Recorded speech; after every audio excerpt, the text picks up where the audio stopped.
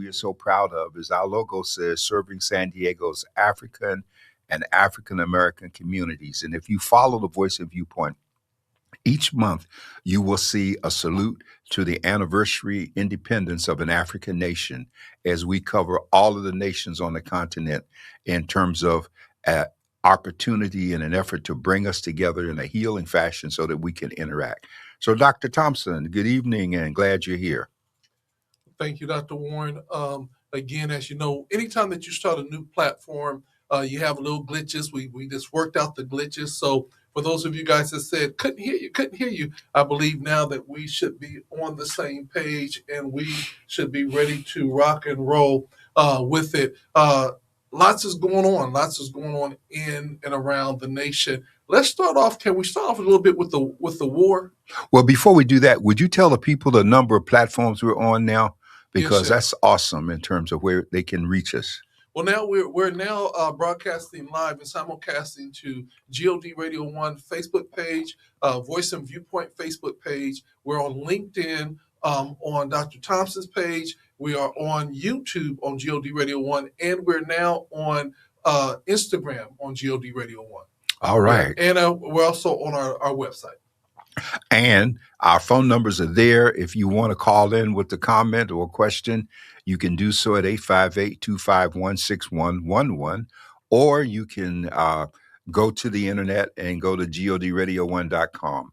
If we have a question or a comment from you, we will try to put it up and we will try to address your concern. This is an open mic event that we're having tonight. And it's a very important time because we are moving closer to an election and we have a number of things happening on a local, national, and international scale. Yes, and one of the things about it, Dr. Warren, I always like to start off with the war and get some update on that. But then I also want to talk about Marjorie Taylor Greene's seat still being Republican. Well, I don't think it is. I thought the black retired colonel, he didn't win. Oh, they said he lost. Oh, yeah, whoa. They said that he lost, and it is still Republican. They're holding that slim majority, I think, of 4 seats. Yeah. Really? Yes. Okay. Well, then, that's very important because I had forgotten about that race and they just did vote. But it just goes to show, well, we used to have this scenario when I was taking logic many years ago in undergraduate school. Logic, the professor said that you can always argue with what a person thinks, but you can never argue with what they believe. And that's why Dr. King always made the point that we can't legislate people's feelings. We can make laws, but we can't change their hearts. And so what we have is a situation where a conservative, deep red area obviously was not ready to embrace a black man as a replacement to blonde-haired, blue-eyed Marjorie Taylor Greene, even though she stepped down. And what happened to him is what we call the Bradley effect. And we know years ago when Tom Bradley, who came up through the ranks, a policeman, went to night school, became a lawyer, council member, became a mayor of LA, served one term. When he got ready to run for re-election, everybody was telling him it was a done deal. He didn't have anything to worry about. And the next morning when he woke up, he lost. So they named it the Bradley effect, where people tell you one thing and they vote in an entirely different way. But that's not as important as a couple of things that are about to happen, Dr. Thompson. On May 1st, the indivisible people who brought us No King's Day and approximately 9 million people coming out for the third event just a couple of weeks ago, those same people, May 1st, are having an event. And this one is not just going to be a question of marching, but this is going to have an economic impact. And the whole idea that they're moving toward is getting people not to spend any money on that day. And so that can have a profound effect. Here in San Diego County, I did the story. We had 77,000 people participating in 18 locations across the county in terms of No King's Day activity. The biggest turnout we had was at the county administration building, where last year we had 20,000. This year we had 40,000. Mm-hmm. And so we had people turning out in many ways. At the same time, we have a situation where blacks and African Americans are not participating, and they're giving all kind of reasons as to why they don't want to, because they didn't have the support from these people. And it's my position that we need to be wherever there's a protest. I mean, people wouldn't even be voting if it wasn't for us. We're responsible for the Voting Rights Act of 1965. We're responsible for the Civil Rights Act. We're responsible for the marching, even though we just finished going through this thing with Chavez. I mean, his whole movement was based on what black people did, because we led the protests, we led the sit-ins, we sat at the counters and let people pour urine and stuff on us while we sat there, demanding the right to order food and eat. And today we can sit down and eat, and we don't even think about it, where we can go into any restaurant that we get ready to go into, and there's no issue. But there was a time when we traveled, we had to carry an extra gas tank in the car because nobody would sell us gas. Mm-hmm. We had to go to the bathroom on the side of the road because you couldn't stop, and there were no rest areas like we have now. You know, we can thank Eisenhower for the interstate system that put the rest stops in along with the highways that connect the country, because he saw what happened in terms of World War II, and he saw what happened with the Germans trying to move the Panther Division and to get logistics to their soldiers. And at one point, because the logistics were cut off, there was no gasoline and the tanks couldn't move. So he understood that. And just recently, we saw a piece on 60 Minutes talking about how America is so far behind on a global scale. There are 20 other countries in the world that have bullet trains, and we still can't get one built from LA to San Francisco. Not even from LA to Bakersfield, and that is not that far away. Exactly. And so we are living in very turbulent times because we have a president who wants to cut off any aid that comes to the state of California. And we're going to talk more about him. But Dr. Thompson, I just was trying to get a lot of things out there at once. So my question to you, Dr. Warren, is the new person that he has endorsed to run for mayor, Hilton. Now, this is a person that continues to complain about people and their birthright, and this person is a naturalized citizen, and it doesn't seem like he has a problem with him and endorsing him. So it's kind of like an oxymoron that he would even endorse somebody and then not try to do a burqa thing on him. Well, I think that Trump has put himself in a position where we hear him because he's president, and we have to hear him. Nobody believes him anymore. If his mouth is moving, he's lying, or he's out of touch. And this whole week, he really crossed the line in many ways. Marjorie Taylor Greene was the one Republican who spoke out and said that he was insane and that the 25th Amendment should be invoked. Now, the 25th Amendment was enacted after the assassination of John Kennedy with the idea of providing some continuity of leadership. And so there are at least 4 sections to this amendment. And what it does is one of the things that can happen is that the vice president can get a signature of the majority of the president's cabinet and find the president no longer fit. I think that's under Section 4. And therefore, he can be removed from office in terms of his inability.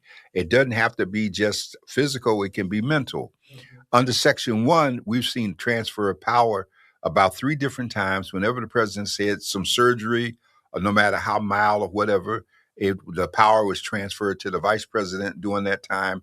And once he recovered, it was transferred back. So that was a perfunctory scenario in terms of that transfer. But now we're at the point where he has a total cabinet that knows that this man is unhinged.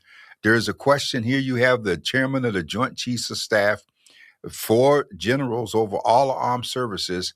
They're going to follow Trump in terms of bombing all of the critical infrastructure of Iran, while he boasts about bombing these people back into the Dark Ages, which is a war crime comparable to what the Nazis did against the Jews. They were still being tried. The biggest trial that stands out in our mind is Judgment at Nuremberg in terms of the trial. But you know, Netanyahu is already a war crimes criminal. He can't go but so far in terms of leaving Israel without being arrested.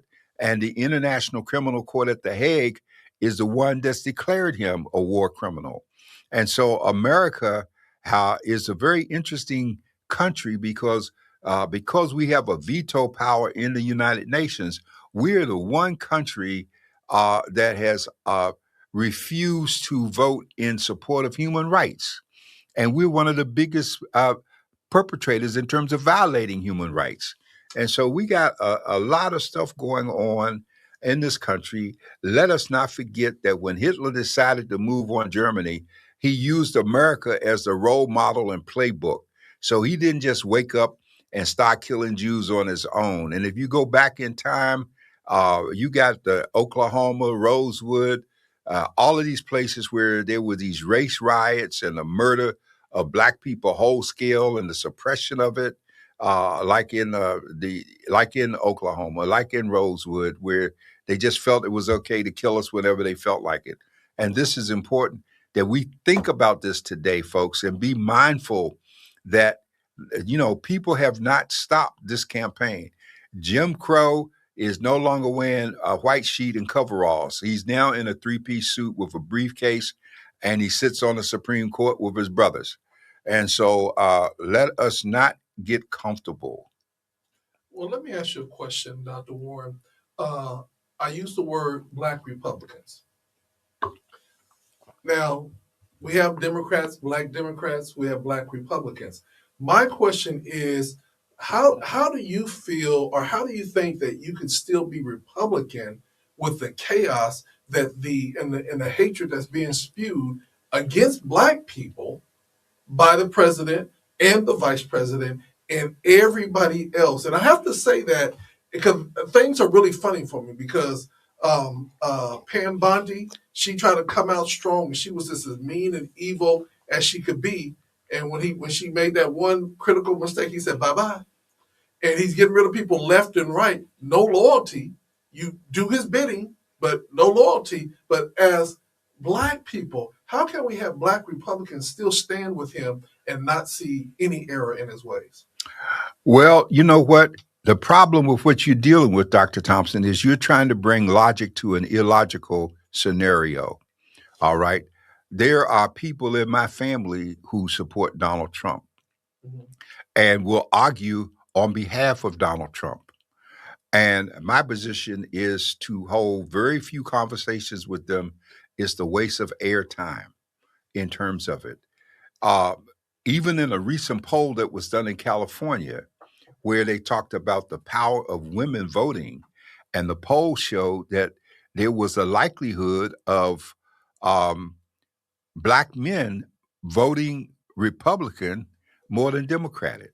Mhm. All right. And so you've got people, part of it I understand in terms of what Trump did. They got some people out of jail and it helped the Innocent Project in terms of it. There was a direct benefit in my own family to a family member who was wrongfully sentenced. And because of his age and the Trump effort after the Kardashians spoke with him, uh, this person was able to get out of jail after 20 some years with the Innocent Project, looking into restitution for a wrongful imprisonment. And so we have people who, like our farmers, you got people who embrace Trump because they are more afraid of the browning of America than they are the loss of democracy. And that's what it really boils down to. And as long as Trump does the immigration thing, he's giving red meat to the base. And if you look at what's happening from an immigration standpoint, under Biden, people were coming up the Bering Straits and coming in by the thousands, and we weren't doing anything. You can hardly find anybody trying to get into the country legally nowadays. And so, yeah, you stopped them, but you didn't have to do it in such an inhumane way that you were snatching kids and separating families and the whole, going into houses and schools and churches with people who are masked and no identification, Gestapo style. That all of that didn't have to take place. And so the people that are being hired, you got to remember the history of the Republican Party was not what it is today. Abraham Lincoln was a Republican. Black folks voted Republican until Roosevelt came along. And we always got to get a little bit of history there.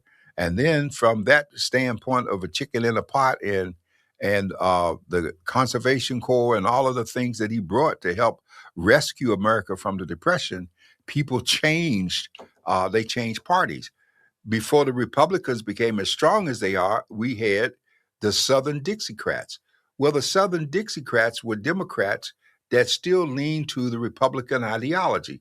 And the Republican ideology is, in a nutshell, federalism: less government involvement, more for business, property owners, landowners, less for welfare, joblessness, housing, and all those things that people get that they should either die or make it on their own.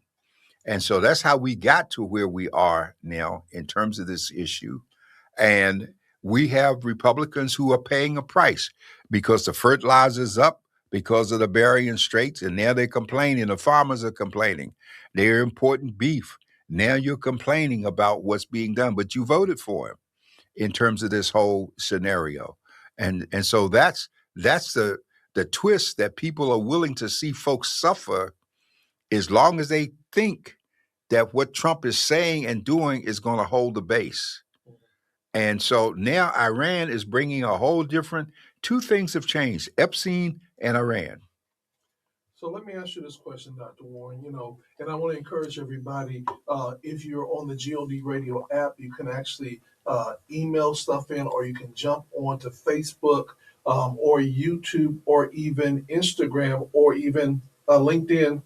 And you can put your questions, you can ask the questions, you can jump into this conversation to be a part of tonight's show. Dr. Warren, I want to ask you this question. I'm still not understanding. If we have the best military in the world, and that we have totally devastated Iraq, how is it that Iran, in Iraq too, but Iran, my question is, how are they still making an impact blocking the strait, and why can't oil flow freely? Well, as of today, under this new peace agreement, they're supposed to be opening the strait because the 10-day ceasefire is contingent upon the strait being open. I believe they will open the strait because they understand that Trump is serious. He will bomb them back into the dark ages. He doesn't care that it's a war crime, makes no difference to him. He'll hit infrastructure, power, and all of those things. And so they understand that. But he's lied to us. He said that we had decimated their ability, that we control air. If we control air power, how is it that they shot down 2 planes? I mean, what did they use? Slingshots to bring them down? Obviously, we haven't done what we said, and they're over there touting him, saying that they won and that they forced stuff. I don't think the people in Iran understand that they're dealing with a sociopath, that a person who is so psychologically damaged and unfit for office that unless the military leadership rises up in protest in terms of the orders to bomb, he will bomb them back into the dark ages with no concern. And Benjamin Netanyahu will be anxious and happy. And they're trying to say that because Netanyahu is still bombing Lebanon, that Lebanon is connected to the ceasefire. It is not connected to the ceasefire. And I would urge Iran, if they want their people to survive, you better stop playing with this crazy person and open the straits and let the oil flow, or risk going back, as he said, in the dark ages, because he will do it. So let me ask you this question. We're talking oil, we're talking about, bombing, infrastructure, and everything else. Let me go back to the other war that he started with Venezuela. They said Venezuela had the richest oil stocks in the world. So why are we really worried about Iran oil in the Straits if we got all this oil over here that we done already took over? Well, first of all, we don't even need the oil from the Straits, okay? Because America is number one in oil production. We produce enough oil to export. So there's really no reason for why we should be paying $8 and $10 a gallon for gas when we are produced. This is not like the days of Jimmy Carter, when it was so high and we were rationing gas, odd days, even days, based on your number and all of that crazy stuff. We've overcome that in terms of what we have. But but they're so greedy and they're so tied in globally, and that we're raising prices based on the global scenario. Only 20% of that oil is even coming in. We don't need it. We don't have to have it, and we've already processed Venezuela. We hundreds of barrels, and we got the money in the bank. So let me ask you this question: This is what I've heard, especially from the military. The military says when the economy is bad, the biggest way or the quickest way to get the economy better is to go to war.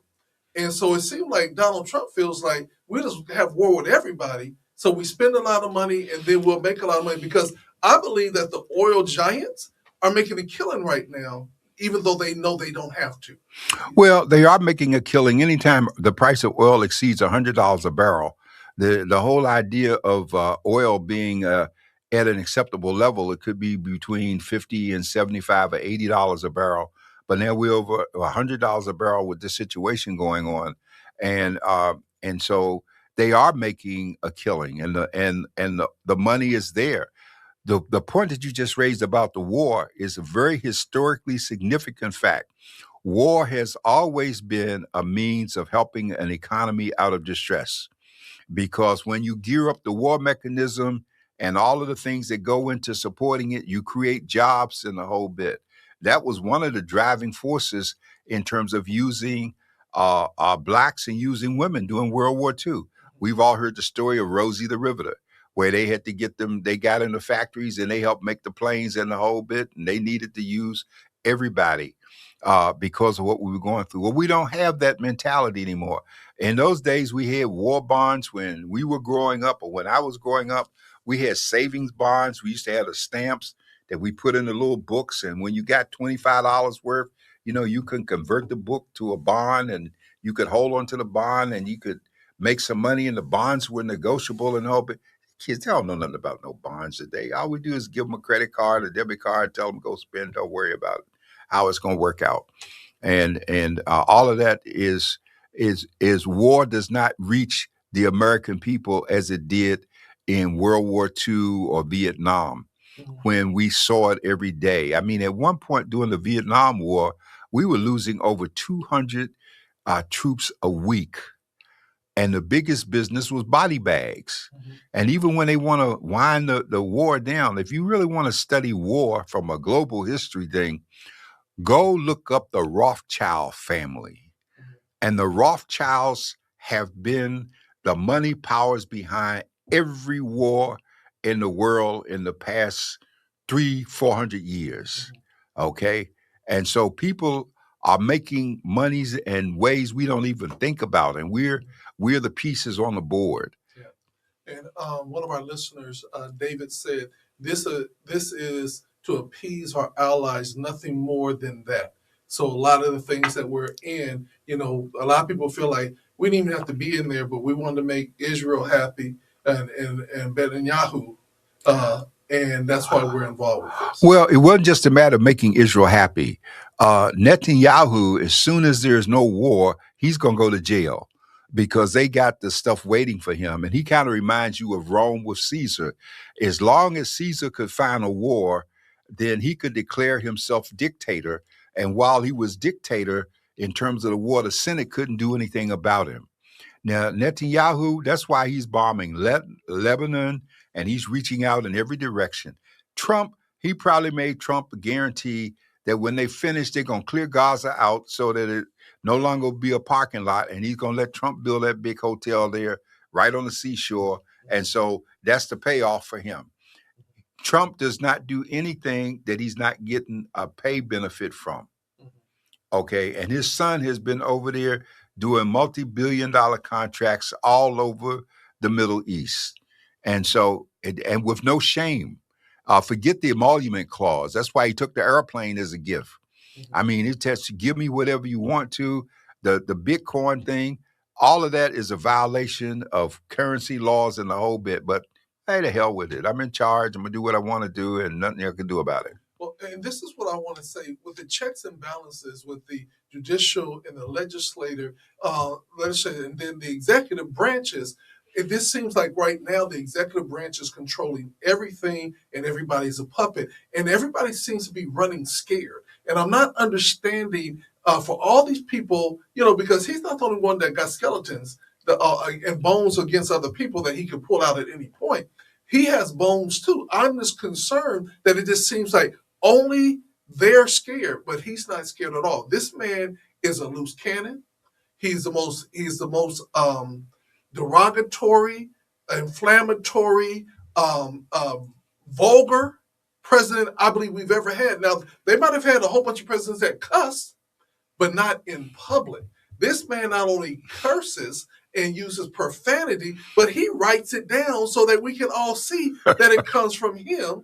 And he basically is disrespectful in every manner that comes about. And I'm not seeing women stand up. I'm not seeing Congress stand up. I'm not seeing anybody stand up and say enough's enough, because it would just seem like anybody else other than Teflon Don, they would have shut down by now. Well, Dr. Thompson, you hit on so many things here. And those are things that America, in its haste, does not stop to look at. So let me back you up for a moment. Probably the one president that cursed more than Donald Trump was Lyndon Johnson. And most people don't know it. I've been in the room on too many conversations with Johnson, and with his Southern accent, he is about as vulgar as you could get. Okay. But he didn't do it publicly. He kept it private in terms of the conversation. So that's number one. I want to make that point. The second piece is that we learned something from Kamala Harris's campaign.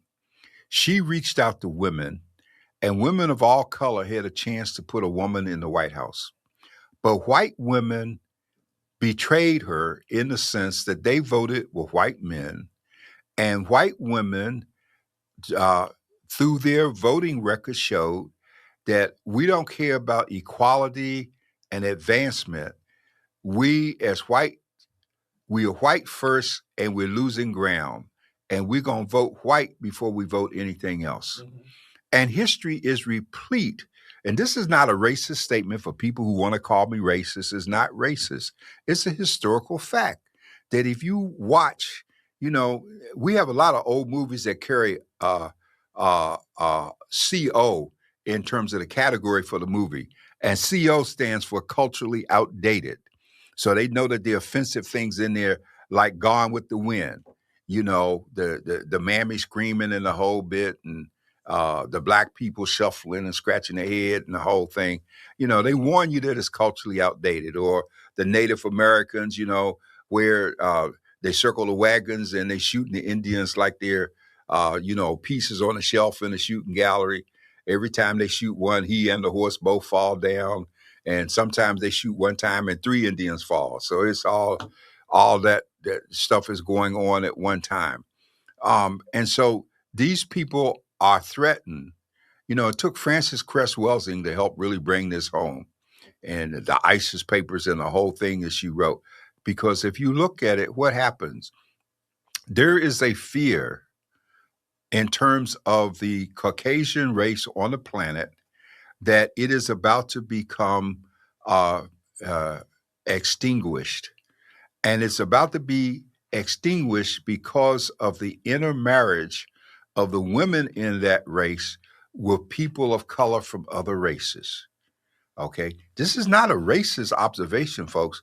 This happened in Germany, and Germany had their borders open until it got to the point that so many people were coming in that they had to close the borders. And then there were rapes that were occurring in Germany. And they didn't put this on the daily news. This comes from the inside.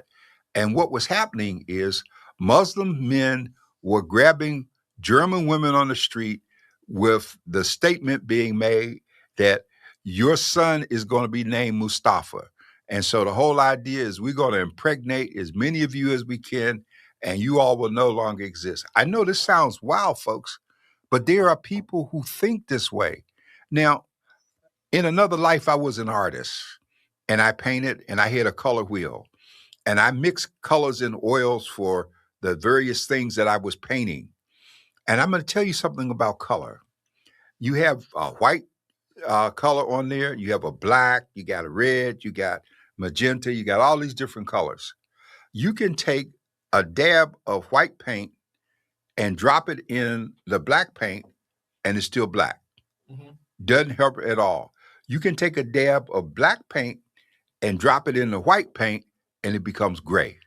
All right. This goes back to Plessy versus Ferguson, 1896, when they were saying that if you got a drop of black blood, then you black. Okay. And that was a test case of a light skinned black person uh, that was suing to make sure that they could get on a train and ride. And the minority, the dissenting opinion in Plessy in 1896 became the controlling opinion in Brown versus Board of Education in 1954. And it shows socially how the country changed, okay?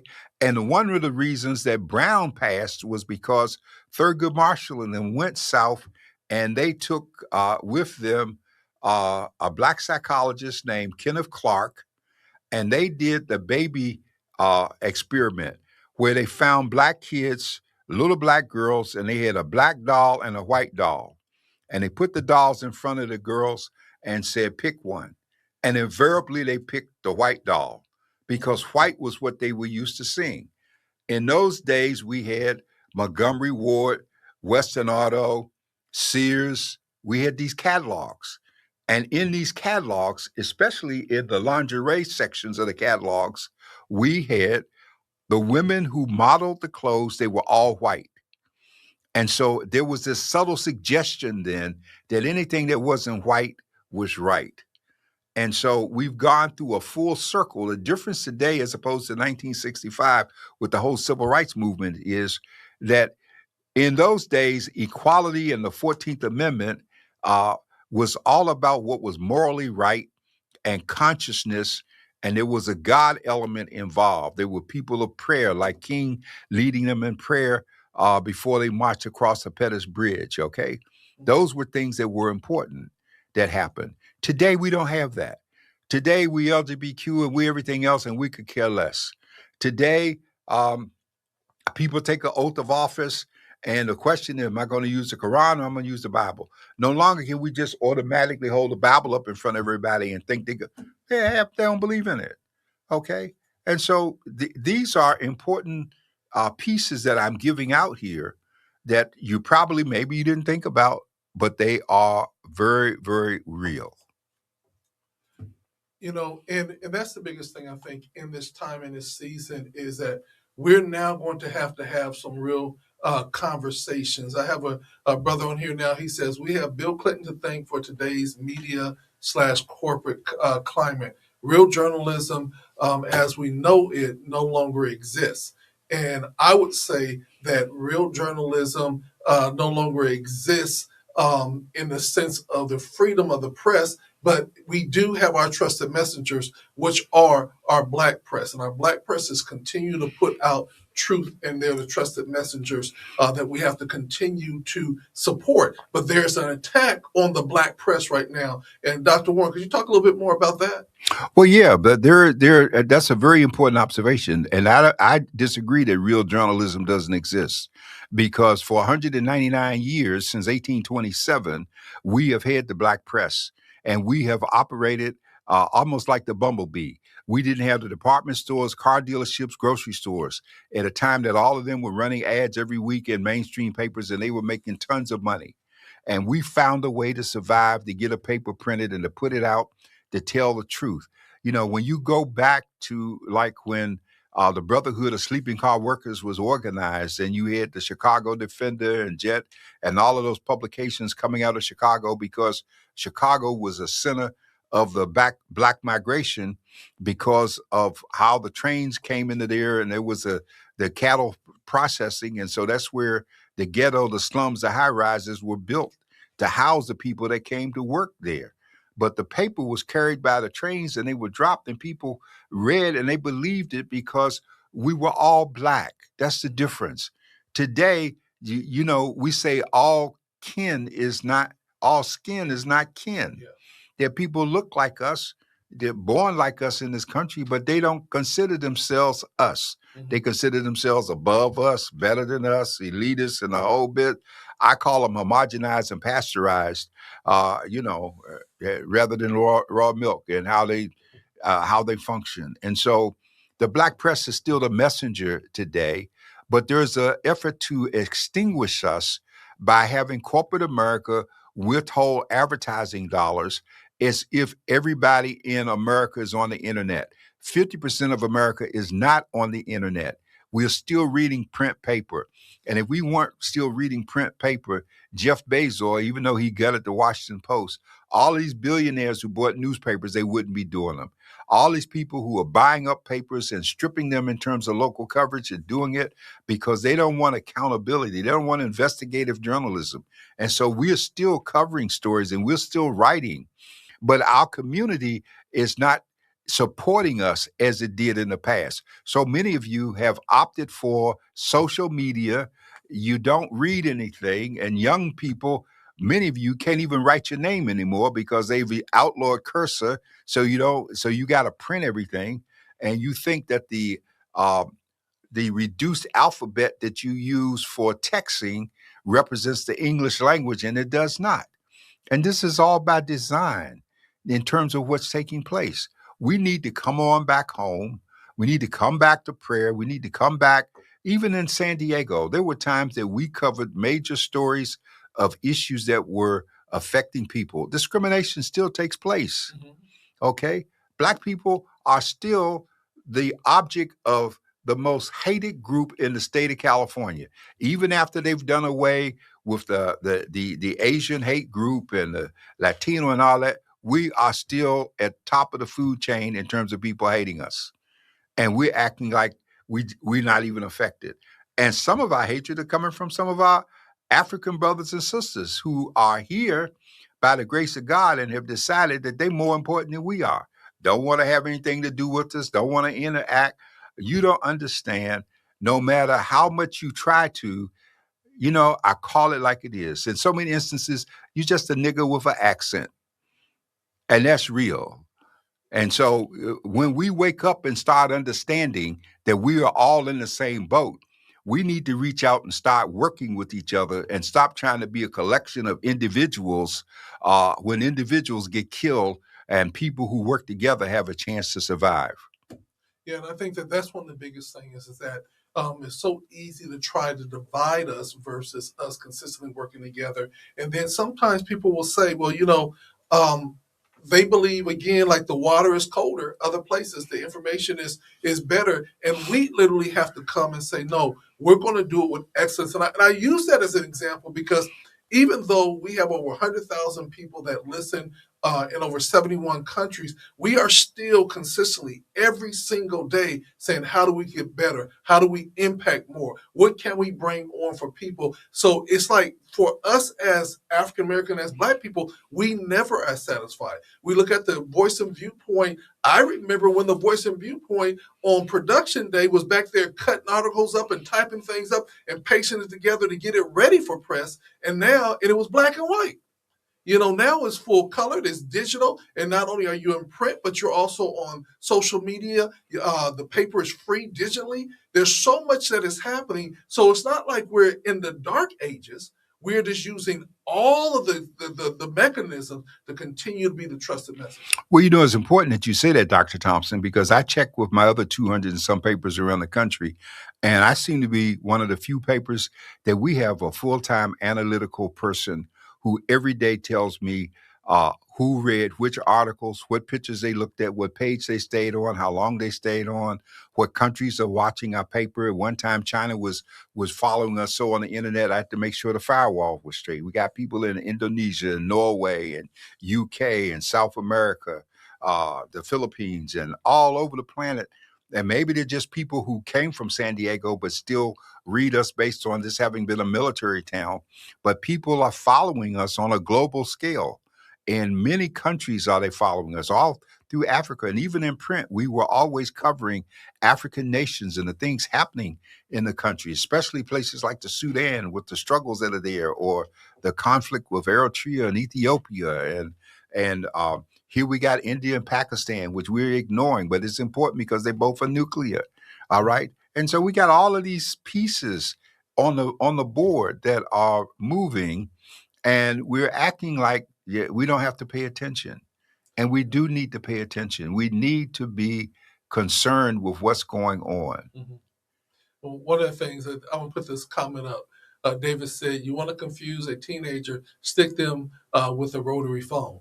You know, and that's the funny thing about it is, I remember in this time where we always see transition and change. Remember, we had the record player. Yep. And then it was the 45. Yep. Then it went to the LP. Yep. And everything required something new to buy to play it. Then it went to the 8-track tape. Yep. Then it went to the tape. Yep. Then it went to the CDs. Yep. And from CDs, then we went to the MP3 players. Yep. And then from there, it went to the phones. Yep. And now everything is a subscription. And it's going back to vinyl. Exactly. Now. It's back to vinyl. People are making vinyl. People are buying vinyl. And people who have vinyl records, I have phenomenal collection of vinyl. Now it's all about the vinyl. It's gone full circle. Okay. Yeah. And so because people are discovering that what is digital is transitory. You just can't hold on to it the way you want to. Mm-hmm. It's just like papers. You look at just what happened with Easter. You pick up the Voice and Viewpoint last week. You got a phenomenal spread in terms of the egg hunts and the kids and all of the things that people did. Those are collector pieces that folks are going to hold on to. Mm-hmm. And I want to give a kudos to our managing editor, LaTanya West, and the staff, the graphic people who do such a phenomenal job every week with the paper in terms of consistently providing what we do and what we put out there. We've already gone to press today for tomorrow's edition. It'll be out in the morning by 7:30, 8 o'clock. Papers will be here. They'll be rolling, and people will be getting copies. The downside of that is that when we do local coverage, unfortunately, even though we give thousands of papers to churches and everything, and you can go to libraries and pick up a free copy of the paper, still people will go to our stands and take all of the papers out.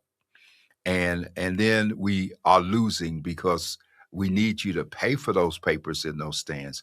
And we have fewer stands left because the city and the folks are taking our stands and trashing them and removing them, even though they charge us a fee for being on the street, but yet they feel comfortable just grabbing them because they don't want newsstands out anymore. And so this is the struggle to continue serving a people who have not begun to speak up.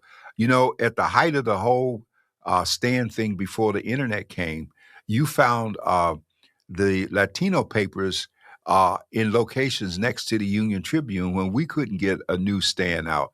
And the reason you saw that was because what happened was they knew that if you did not let the Latino papers come, that the Latinos would stop shopping and they wouldn't go there. See, we don't stand up for our own that way. We don't even go in and ask, well, why is it that you don't carry the Voice and Viewpoint? We got these local stores in the community selling people cigarettes by the individual and selling the pipes and the smoke shops and all that kind of stuff. And they're just pimping us, making money off of us. Okay. And this is so important that we need to become aware of where we put the dollars. Yeah, we have a food desert. There's no question there's a food desert in our community.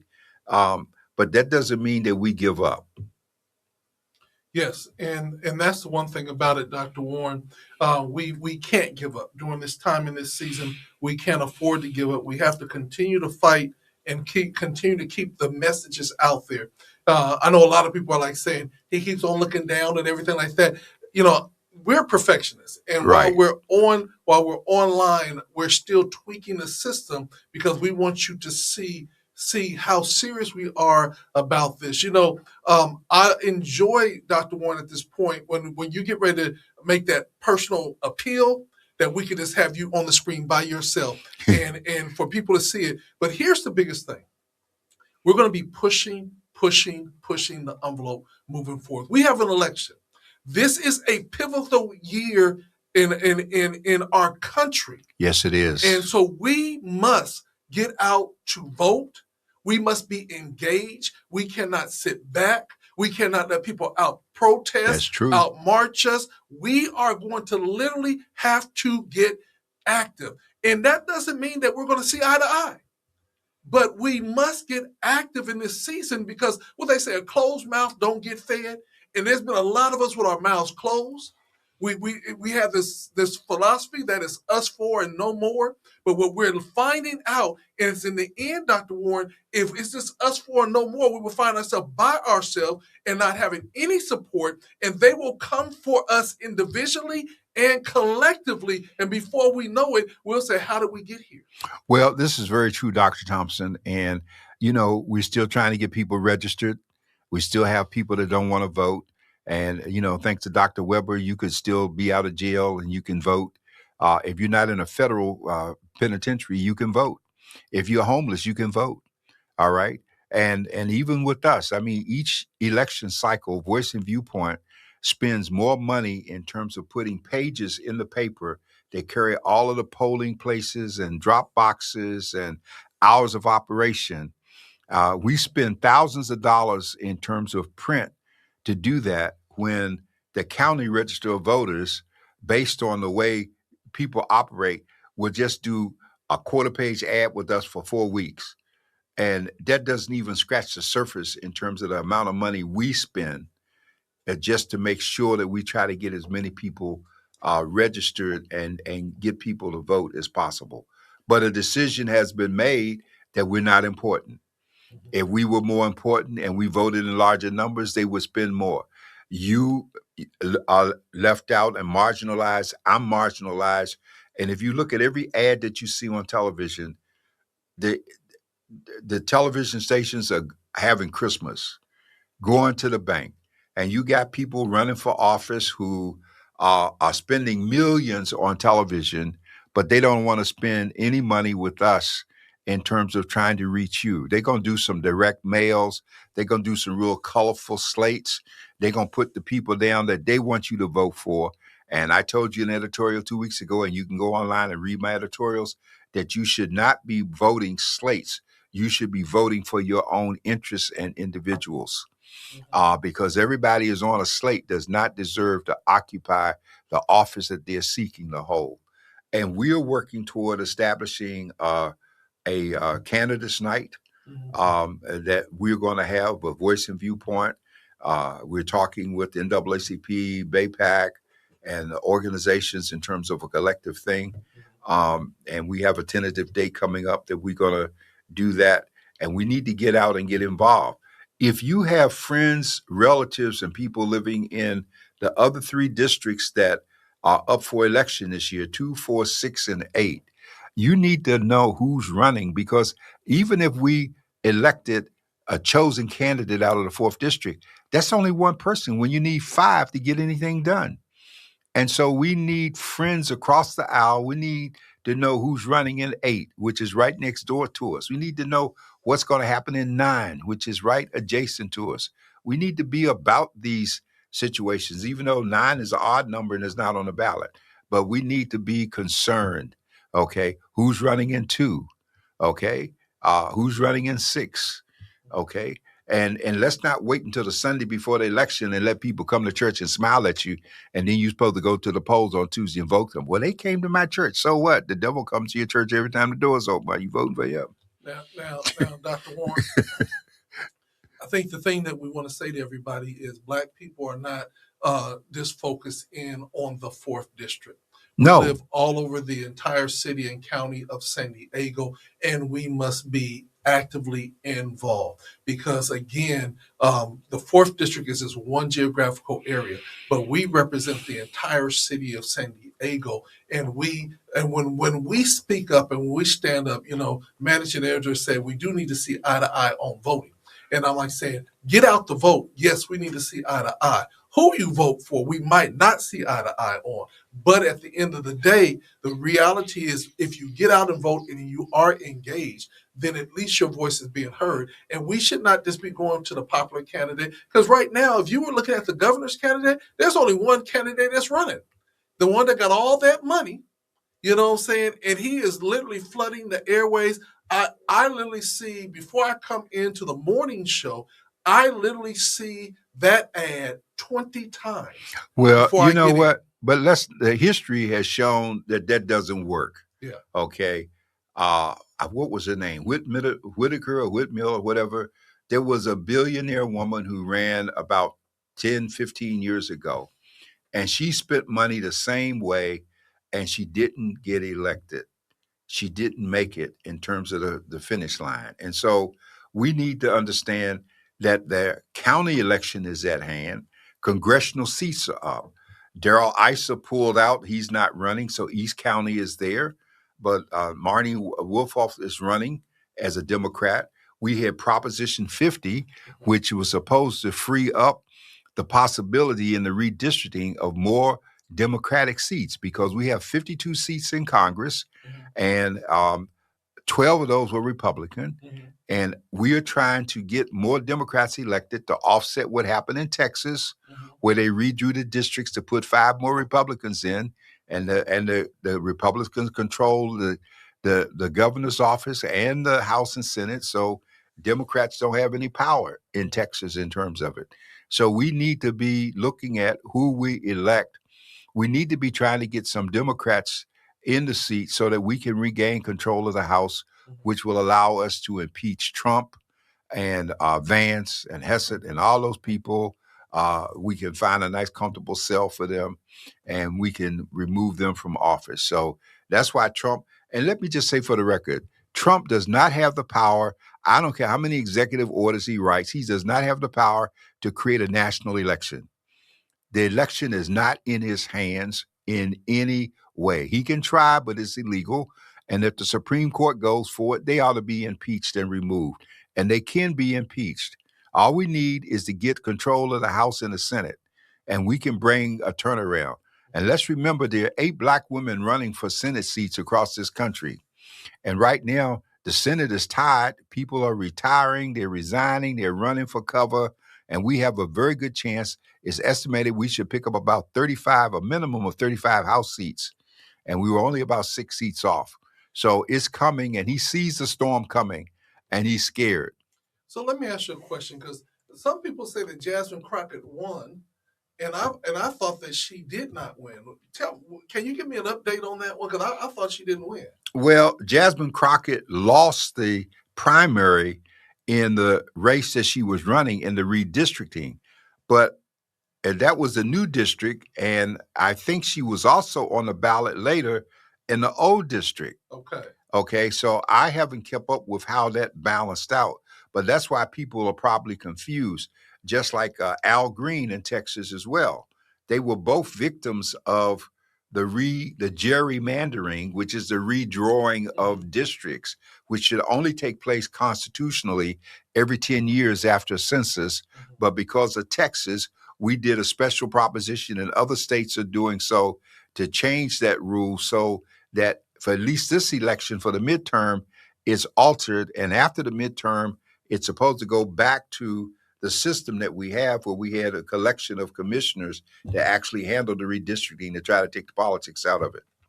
Well, as you guys can see, and everybody, there is a lot going on around the United States and about deciphering everything that is taking place in your local, in your national, in your state elections. It's going to be important that you connect with your trusted messengers in your community.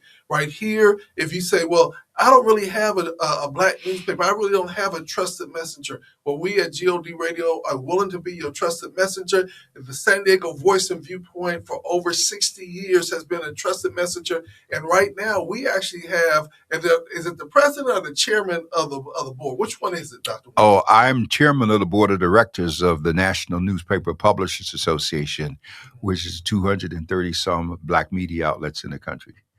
All right. So there you have it. So you are actually sitting to a trusted messenger and an influencer, not just in the San Diego area, but nation and worldwide. So we want you to tap and tune in. For those of you guys that are in different states, you might say, well, how can I get connected with the San Diego Voice and Viewpoint so I can get this education? You can subscribe. You can go to their website, see the paper on digitally. Tell them all the ways they can connect with y'all. Well, you can do all of that. And we can even do Zooms if you want to. If you got a group of people and you want to do a Zoom meeting, I can arrange time where we can get together. If you want, you got questions about government, you got questions about things that are going on. My only concern is my energy, I want to only talk to people who want to listen. Okay, I'm past the point of trying to change people's minds. If you have a cup that's got room to hold something, then I'm willing to talk to you in terms of giving you information. I'm not trying to control anyone's uh, political process. I just want you to become thinkers, and if you're thinkers, you should be doers. And if you're doers, then you're going to be respected, and people are going to look up to you. And that's what we need to be all about. Well, Dr. Warren, the paper is coming out tomorrow. We know that you have a great editorial. What is the topic of the editorial this week? Well, this week I'm dealing with, it's not in the print, it's going to be online as of tomorrow. I'm dealing with the 25th Amendment and how important it is for us to understand that the people we have in office have the ability to make change and that they refuse to act so far. And let's understand that everybody in office took an oath of office. They swore to protect and defend the Constitution of the United States against all enemies, foreign and domestic. And here we have a domestic enemy that's gone crazy, and we got people in who took that oath from the Senate to the Supreme Court to the House of Representatives who are sitting on their hands. They deserve to be impeached. They deserve to be voted out of office. We have the government that we deserve, all right? Um, Winston Churchill once made the statement that democracy is a poor form of government, but all the others are so much worse. Let's not lose our democracy. And Dr. Warren, I know that it's late, and Barbara just jumped in on it, but she want to know: can you touch on the subject of California governor? What Democratic candidate is going to be the Democratic Party on the party ballot? Barbara, I can tell you honestly, I have no idea. I am not impressed with any of them at this point, and I just need people to ask tough questions. You cannot let candidates who have money decide what the issues are. You need to look at your situation and what is the issue that you're concerned about. Is it your insurance that you now have to pay for? Because Cover California provides help for us, but it needs money because Trump has withheld millions of dollars in terms of mental health that we should be getting. And so we need to speak up. If you're in the LA area, he's withheld funds that we need to rebuild the fire areas. He's withheld money from us for the rapid rail. And so we need to look at who's going to stand up and push and fight for us. What kind of things are they going to propose budget cuts in? Because the state has a deficit, okay? And the governor can't run again. So we need to ask those questions and not let somebody just come with their agenda about the environment and whatever else they want to talk about so that you don't get to talk about where you live and what you feel. Well, Dr. Warren, believe it or not, the hour is spent.